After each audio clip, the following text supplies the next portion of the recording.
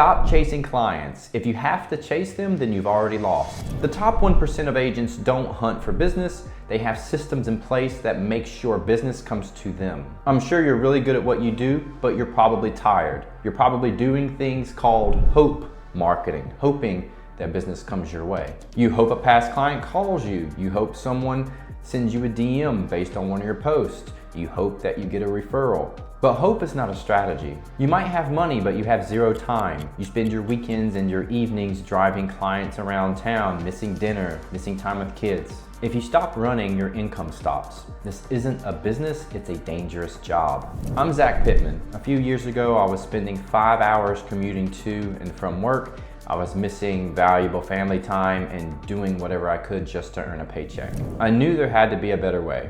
And that's when I started doing digital marketing and building systems for myself and others. Now I live in Spain, and the digital marketing systems help to run my business. I help real estate pros escape the grind and build the same life of freedom. You don't need to work harder, you need a blueprint, because systems will always beat your effort. This was a really hard thing for me to understand, and it took some time. So over the next few minutes, I'm going to give you the 5 steps to acquire clients without the burnout. Step 1 is to pick your game. Stop trying to be an agent for everyone. You need a digital presence to where you are specific with who you work with. This is the #1 common issue that I run into working with clients. If you speak to everyone, you actually speak to no one, because no one knows if you're speaking to them. You need to use the power law. This is when you become an expert on a single topic, because you don't just sell houses, you sell something specific to a specific person. When you narrow your focus, you become a key person of influence. And this could be the go-to person for luxury first-time home buyers. It could be luxury waterfront houses, first-time investors. A lot of agents do first-time home buyers. It could be FHA loans. It could be VA, veterans. It could be USDA, rural, land, commercial. But you need to pick a lane. Step 2 is your brand. You need to be memorable. My brand is a blue elephant, for example. It stands for honesty and strength. So what is your blue elephant? You need to design an association.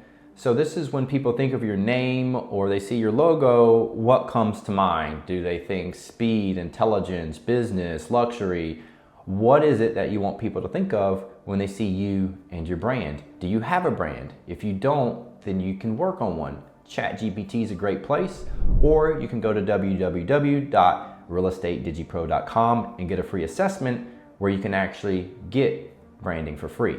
This isn't about a logo, it's about being the obvious choice for specific clients. Step 3 is the value trade. Stop asking for business and start giving value. When you give value first, people come to you. And this is called a lead magnet. It could be a video on first-time home buying, or how to invest, or how to buy multifamily properties, or a PDF, something of value that your audience wants, and that comes from the niche that you chose for your brand.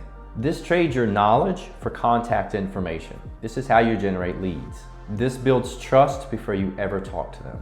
Step 4 is to automate the chase. This is ultimately the system, and this is pretty much where most people will fail.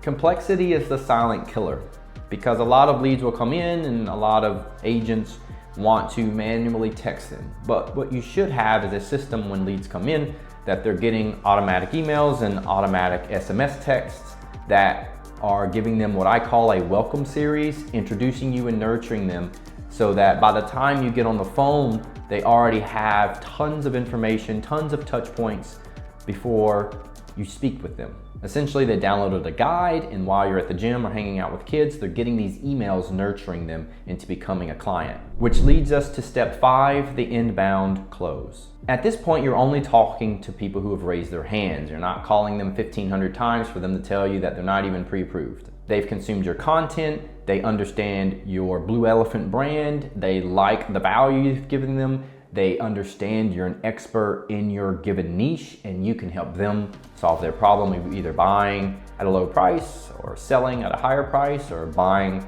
the luxury dream home of their dreams. At this point, you're no longer pitching, you're not selling, You're just taking their order.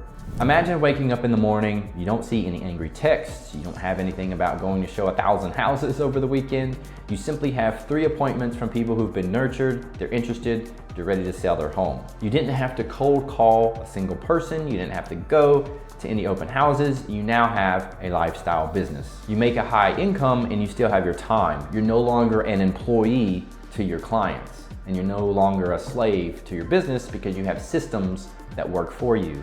Freedom is not luck, it's by design. So I want to know, what part of your sales process is taking up the most time right now? Is it cold calling or is it follow-up? Let me know down in the comments, and I'll see you in the next video.